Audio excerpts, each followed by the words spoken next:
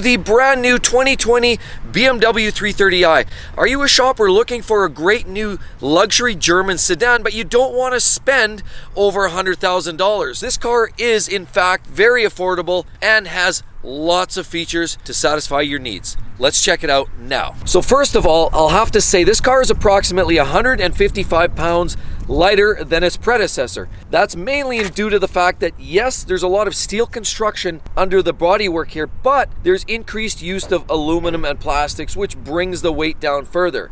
What does reducing weight do for a vehicle? Well, other than makes a car quicker, it also makes it more economical in sense of fuel economy. So another thing is the windshield. It is actually double glazed to reduce noise and sounds that come through the windshield. As well, the B-pillars are plumped up, made a little fatter, a little thicker, and heavier insulation. All these things do a lot for improved sound quality. In other words, they reduce the sound going into the cabin and make the car a much quieter driving experience. So what's new for this new generation of 330? Number one, you've got newer wheel styles to choose from, sort of dresses things up. Another thing very important, underneath the car, and you can't see it from here, the entire bottom edge of the car is flat bottomed. What does that do? Well, it reduces noise, but more importantly, reduces the drag coefficient, which again yields better performance for higher speeds as well as better fuel economy. There's less turbulence of the air underneath the car, and it'll actually allows the car to slide through the air a lot better, improving every aspect of the driving dynamic. Another great feature of the new 2019 and now 2020 BMW 330 happens to be the headlight assembly. Now, not only is it actually much more lower profile, it's got great curves to it, nice design. No longer does it have harsh edges to it. It's really nicely contoured. More importantly, LED. These headlights have LED throughout. This is the standard headlight setup, but if you upgrade, you get the laser technology. It gives an extremely sharp pointed beam of light. Of course, we have the LED lights on the side mirrors. So another great design feature on the new 3 Series BMW is the widened grille. The kidney grille frame is actually a lot wider if you look at this versus some of the older generation cars.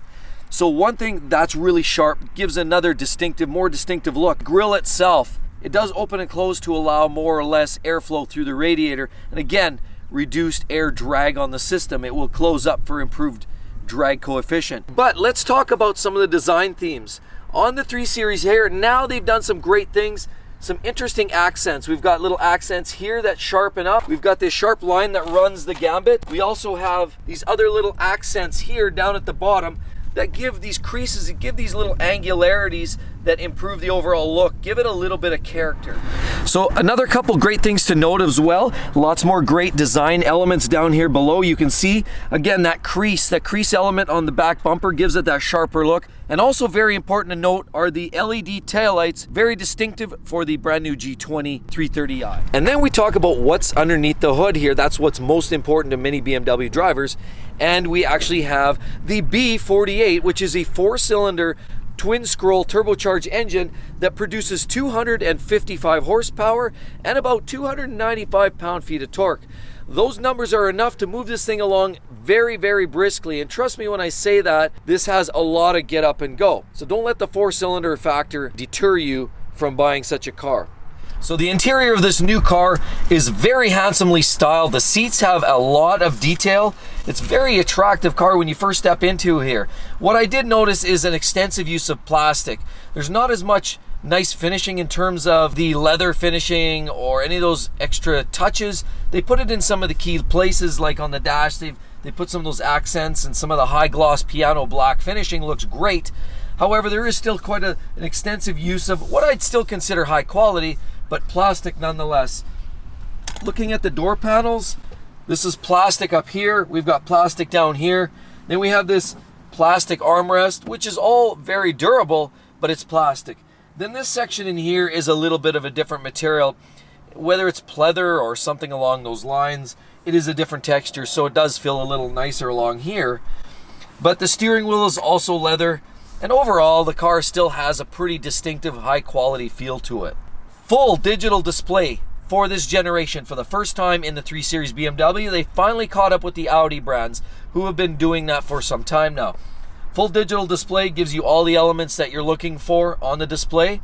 The latest iDrive system is, if anything, just a little bit busy, a little difficult to operate at times, but it has all the information and controls you'll ever need. It's also touchscreen and very attractive, large in size, and really fits the package very well. As a matter of fact, I like the integration better on this car than I do on previous generations, where they sort of sat up on top of the dash and looked more like a lump on top of the dash, or it looked almost like somebody glued an iPad onto the dashboard. It really looked out of sorts. Here, it's a lot better integrated. There's almost very little lip here wrapping over, so it actually looks a lot sharper in this car than it ever has in previous generations. Now, moving right along, controls, very attractive. Buttons feel a lot crisper than they have in the past. They actually feel a lot more what you'd feel in the Audi brands for the switchgear, and less wobble in the controls. Then underneath here, we pop this up. We have a USB port as well as your DC. Should you want to dry your hair or do something in here that you probably shouldn't be doing, maybe your passenger will do that. Then as well, if you have your cell phone, you can put that down here. You've got a phone charger down in the middle console that will charge your phone for you as well. Then moving right along, we have this great new controller, park button here, very easy to use, small, low profile, very attractive. Stop start button now is no longer over here. Now what we have, it is down, very cleanly installed down here in the center console, very sharp looking. You have your controls for sport, comfort, and econo modes. Everything is right here where you need it. The latest iDrive controller right here, very easy to use, very nice, as well as you can write your letters when you're selecting an address on your GPS or navigation. You can select the letters, but you can also write the letters out, and so this serves as a dual purpose, the actual control, and it also works like a little mini touchpad right here, and so you can physically write the letters in. Now, very, very well constructed, large sunroof, beautiful lighting inside. The overall interior is exceptionally well put together. And then we move right along. Now, when you first start this car up, it often makes you wonder if it's even running. From the inside of the cabin, it is extremely quiet. You're driving along, and all you hear really essentially is a little bit of rolling wheel noise. Very little, but that's really all you hear. If you're half throttle or quarter throttle, easing into it in slow traffic, you don't even hear the engine. Really, all you hear is wind noise slightly. You hear a little bit of wheel noise, but overall, it's very, very minimal. So you almost think you're driving an electric car. That was the first feeling I had when I first took off in this thing. I thought it was an electric car. So moving right along, you notice right away the steering is very, very, very extremely light, especially at low speeds. Because of the electric steering, at low speeds in parking lot environments, it's extremely quick. It rolls very quickly, very easily, and it makes it easy to negotiate the car in tight spaces. Now, as you pick up a little bit of speed, what you do notice is the steering starts to regulate. It actually starts to slow down. The ratio of the steering slows down, and it adjusts for the increased speed, so you don't have to make the massive corrections when you're making lane changes or turning or weaving and dodging things on the road. So then as we accelerate, we notice the one thing that I can honestly say is, as a four-cylinder, you feel the four-cylinder-ness, if you will. Out of the hole, it has a little bit of a lagginess to it. Not exceptional, but it just has a little flat feel until you're on boost. Now, it doesn't take long. That's just initial dip in, so there's nothing really to worry about. It's not significant. It's just that it's pretty obvious that it's a four-cylinder engine. So as you drive along, it picks up speed briskly. It's easy. It's comfortable to drive. Everything's very, very nice. Controls are nice. Like I said, the steering slows down respective to the actual speed of the vehicle. So everything's good.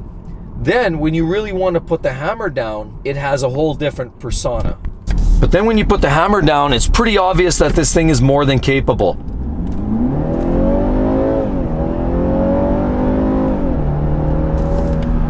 Yep. Okay, and now there's three distinctive driving modes in this car, as most of the more recent BMWs have. You have the Eco Pro, the Dynamic, and the Sport settings. Very easy to modify on the fly. So down here, we hit the Eco Pro first. When you hit that, it does one of two things. Number one, you'll notice the dash layout changes to sort of a blue hue, and that tells you you're sort of on the relaxed mode. That does things for shift speeds and engine tuning that will prevent, excess fuel consumption. It will allow you to improve your fuel economy. The car will feel a little sluggish, a little sloppy, but for maximum economy, this is the mode you're going to want to do. Now you can also tell on here, Eco Pro, you can see it shows you individual, standard, or configure it. So it's fully configurable and allows you to really set things up how you like them. But again, Eco Pro is essentially for maximum economy. Then the second mode is we go down to comfort mode.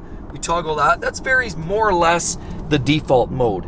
And you'll notice the dashboard is orange. You have the orange hue around everything on the speed, on the tachometer.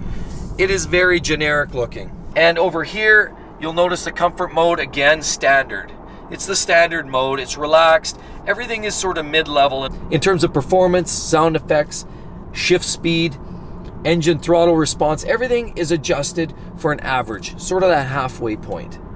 Then there's the third mode, the sport. This is where it gets a little bit more interesting. So when we toggle sport mode, we hit that, you'll see a light comes on, and all of a sudden over here, the layout becomes more distinctive. You don't get all the little hash marks. It gets rid of some of the extraneous information. The hue now is more of a red tone, and it becomes more obvious that it is more of a sporting mode. And then on the iDrive system, you see sport, again, configurable. You know pretty quickly it's in sport mode. Then in sport mode, immediately you notice the transmission does a lot more aggressive shifting. As a matter of fact, once I toggle that button, I felt it downshift. It's always looking at maximizing the shift speed, the engine, and everything is dialed into more or less the maximum attack mode. As much as it can be for a 4-cylinder turbocharged engine, it gives you everything the car has. What it also does is it starts pumping that noise into the stereo system, giving you that simulated exhaust sound and that simulated exhaust note.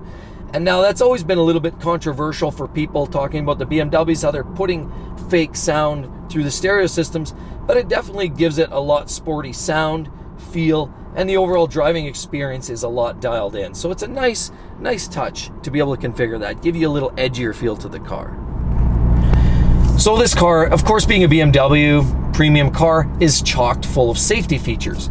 We have lane assist, we have collision warning systems, and everything else pretty much you would expect. As well as a backup camera is exceptionally well done, supremely clear, it pretty much almost looks like 4K. It's really crisp, no issues there. Very, very nice. All the interfaces are very nicely done, a lot of the safety features in place. So overall, I have to say this car gets a double thumbs up from a practicality, performance, and feature standpoint. So everybody, I really hope you enjoyed the video. If you learned something from this car, trust me, it is a great car. Thanks for coming around. Hope to see you guys soon. Catch you then.